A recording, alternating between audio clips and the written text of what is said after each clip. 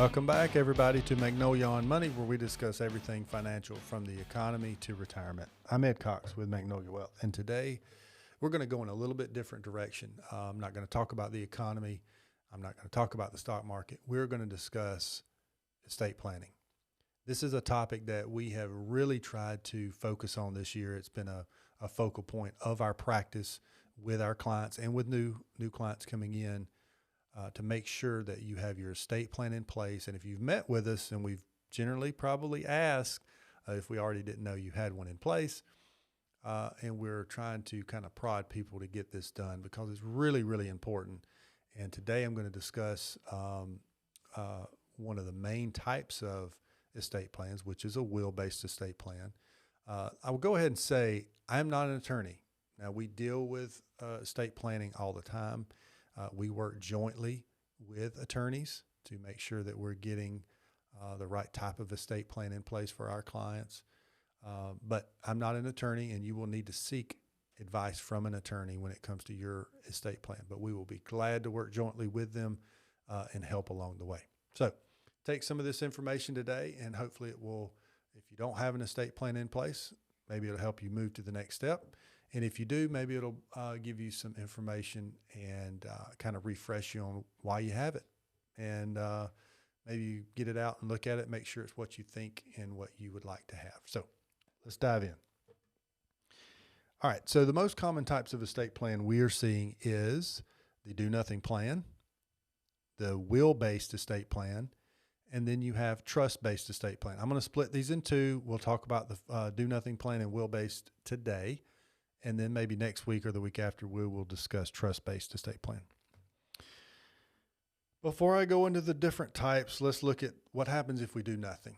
So if you do nothing, you pass away in what is called intestate, and that is a person who dies without a plan, without a will, trust, or something that says, these are my wishes.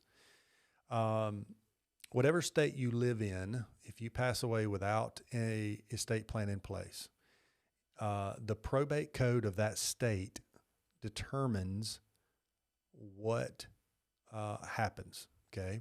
So if you have children, if you're a younger person, you have children, the probate code determines kind of which way your children, where will they go? Who will, the probate court will determine where your children are held and who's going to raise them. The probate code will also determine who is in charge of your assets and where those assets will go. So we do not want this plan. We want our clients and everybody to have a plan in place, which brings us to the most common type of estate plan, which is your will-based estate plan. There are four main parts of a will-based estate plan. So the general will, or we call it the cornerstone of your will-based plan, is your will. In your will, you're expressing your wishes. What do you want to happen with your assets? What do you want to happen with underage children? And who are the people that are going to be in these specific roles as guardians for children if you have minors? Who's going to probate the will? So a personal representative.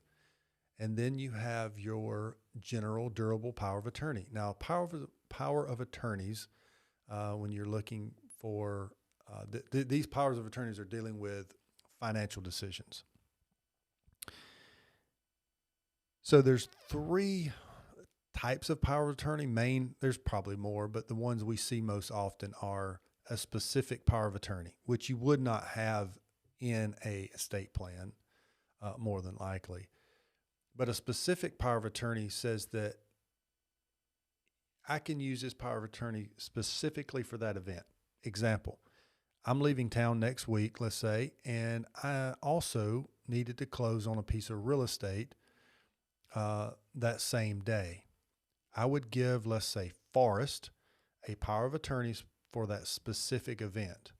It's not good for anything else, just that specific event. So we see that sometimes when we're talking about power of attorney, but that's not what we're talking about here.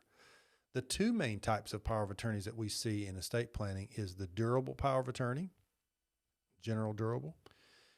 That is durable from when you sign it until you revoke it. So as soon as you sign it, whatever powers are listed in that power of attorney, whoever is your power of attorney is given those powers. Okay. Then we have what is called a springing power of attorney. So it springs into effect when certain events happen. So a springing power of attorney may go into effect when you're incapacitated.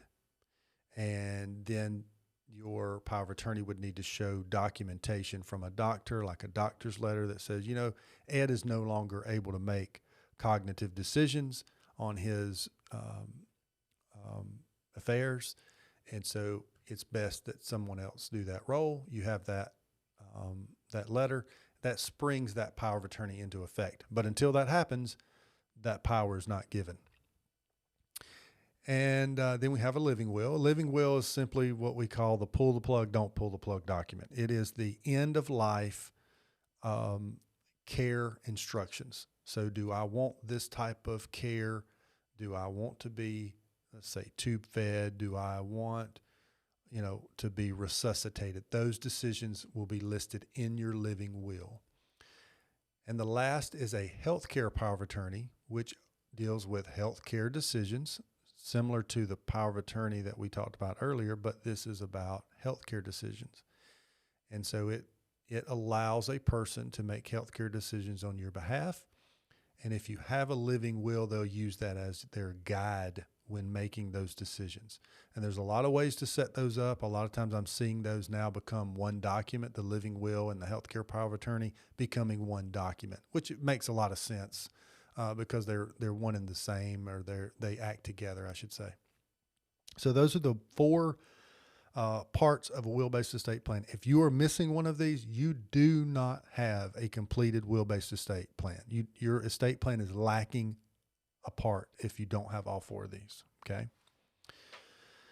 Let's look at the advantages of doing a will. So it expresses our wishes, unlike the do nothing plan. They're easy to set up. You just need the names of who's going to fall in these roles that you have and maybe some backups to those people.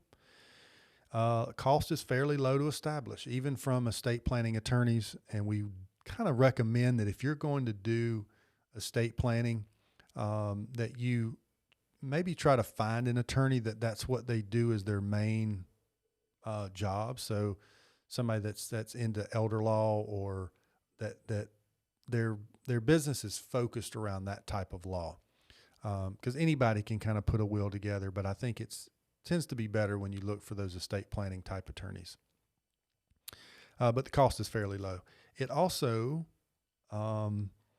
it solves most of the estate planning needs that we come across. So that's a good thing. Let's look at some of the disadvantages. The main disadvantage that I see with a will is the first one listed. It must go through probate. And people think all the time, no, Ed, I have a will. I do not have to go through probate. Quite the opposite. Because you have a will, you must go through probate. For the will to be valid, you have to go through the probate court, and it has to be validated in probate court. In Alabama, there is a 6-month non-claims period. Now, that's a period of time where the court is allowing creditors to come after unpaid debts, come after the estate for unpaid debts. In the state of Florida and Georgia, I think they're 3 or 4 months. So depending on what state you're in, that can be shorter or maybe even longer. But for this example, in Alabama, you must wait at least 6 months. So by the time you file with an attorney, go through the 6 months, then on the back end start to relinquish money, it's 9 months to a year process to get a will probated and get assets moved to other people's names, typically. So that is a big disadvantage. It does not protect your assets from creditors or the nursing home. So a lot of people are interested in protecting assets from different entities or risks that are out there. A will does not do those. It doesn't have any protection. It can become costly to probate. So probate's a long-term process, which we already said, which can turn into a very expensive process. And the more dissension there is during that process, the more expensive it gets. So they can become pretty costly. And they're not private. So a will that's been probated, you can go down to the probate or to the courthouse and look at the records and see different wills that have been probated. So it's not private. But once again, most of the people's estates out there can be handled using a will-based estate plan. And we'll talk about trust-based estate plan next week or the week after. But I hope this has helped. If you do not have an estate plan in place, please start to get to thinking about that. You need those power of attorneys in place. If you have a joint account with somebody, you still need them in place for if something happened to both of you. And then we see a lot where, we have a spouse that has an IRA in her name and her husband has an IRA in his name. If he is incapacitated and we do not have power of attorneys on file, or they've not, signed powers of attorney, then each spouse cannot have access to those accounts without going through another lengthy process with an attorney to get that documentation in place. So we really need to have those done. It's really important that we do that. So if y'all have any questions, don't hesitate to write in, call us. But y'all have a great week. God bless, and we'll talk to you next week. Take care. Bye-bye.